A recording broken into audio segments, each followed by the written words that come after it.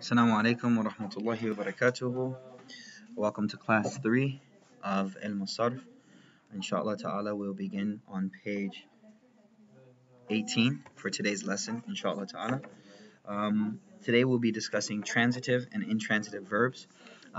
Transitive verbs are called al-muta'addi, which is the second one in this box here. You can see the mouse on it. This is muta'addi. Now, what muta'addi means is that the verb needs a object. In Arabic, the object is called maf'ul. It needs the object to act upon in order for it to create a meaning. For example, yaftahul bab means the door was open. He opened the door. So the word fataha yaftahu needs a object to act upon. Okay.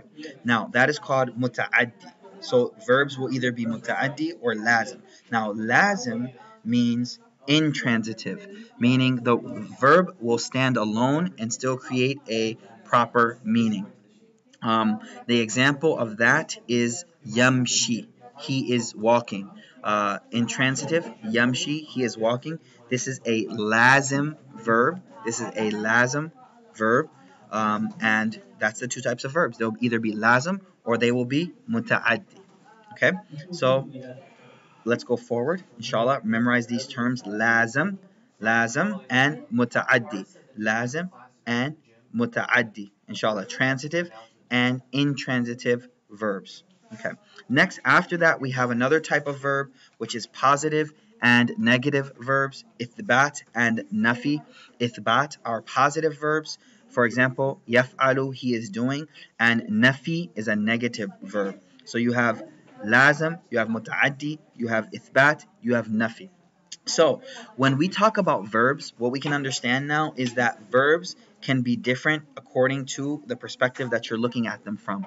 From the perspective of the object, from the perspective of the object, you'll see if the verb is lazim or muta'addi. But in perspective of the positivity or negativity of it, you can see that you can look at it from ithbat and nafi perspective. These terms are also called muthbit or manfi. What this means is the word which is ithbat is called muthbit, and the word which is nafi, negative, is called manfi. Manfi. All right, let's go forward.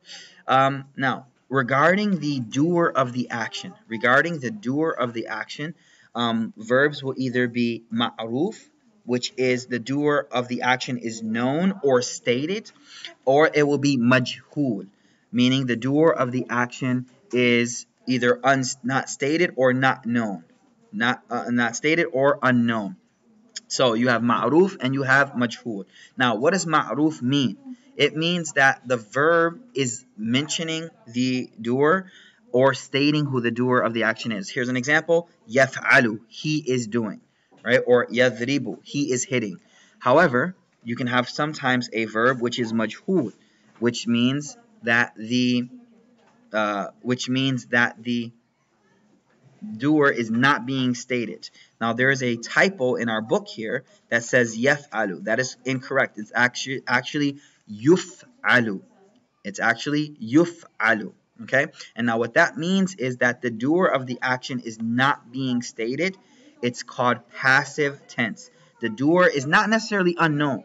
And the reason why I'm saying not stated is because sometimes you know who did an action, but you don't mention the doer of the action because you want to focus on something else. So it doesn't mean that you don't really know, but rather it's that you're not stating who is doing the action.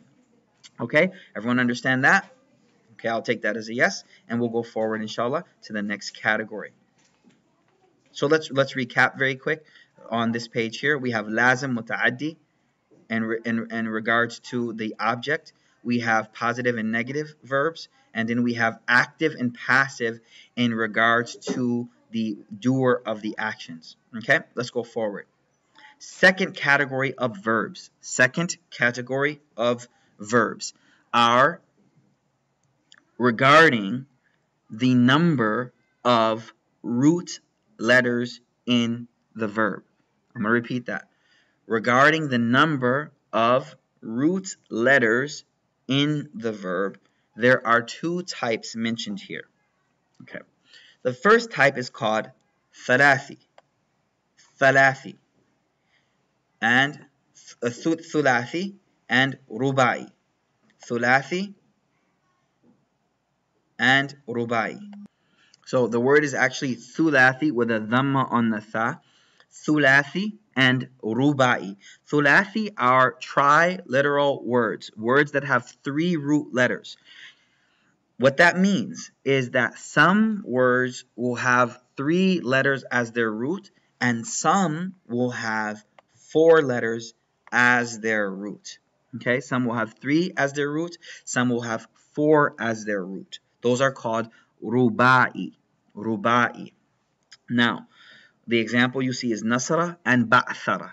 Ba'thara has 4 root letters, and nasara has 3 root letters.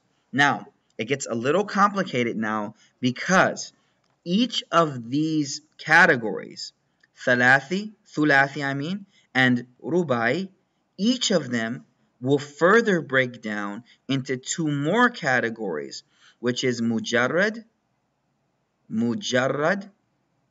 and mazid fi.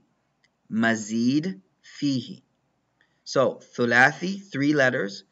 You'll have thulathi mujarrad, and you'll have thulathi mazid fi. And you'll have rubai mujarrad and rubai mazid fi. Now, I'm going to explain what these mean right now. But what I wanted you to understand first is that thulathis break down into 3 trilaterals, and ruba'is break down into 2 also. So what are they? Mujarrad and mazid fi. Mujarrad means only. Only. So what does a thalathi mujarrad mean? A word that is only 3 letters. That's all. Meaning nasra here is thalathi mujarrad. Mazid fi means something is added. Mazid means added, fihi to it. So something is added to it. What this means is there will be some words you look up or you come across that will have 4 letters. However, it will still be a 3-letter root word, and that is because the thulathi are the root letters and the mazid fi is the extra letter. Okay? And I'll give you an example of that below. Look at the bottom of your page now. You see you have thulathi mujarrad, nasara, and you have thulathi mazid fi, ijtanaba. Now, ijtanaba has 2 extra letters. The alif and the ta. The actual root letters are jim, see the jim, and noon, and ba.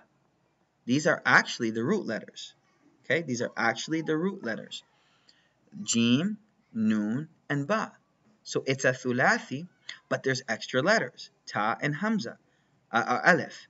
So that's why it's called mazid plus extra. And rubai is the exact same. So this is your lesson for today. Review this lesson, inshallah ta'ala. Go over this lesson, and we will pick up from here in our next class, inshallah ta'ala. Wa akhiru da'wana anil hamdulillah ya rabbil alameen.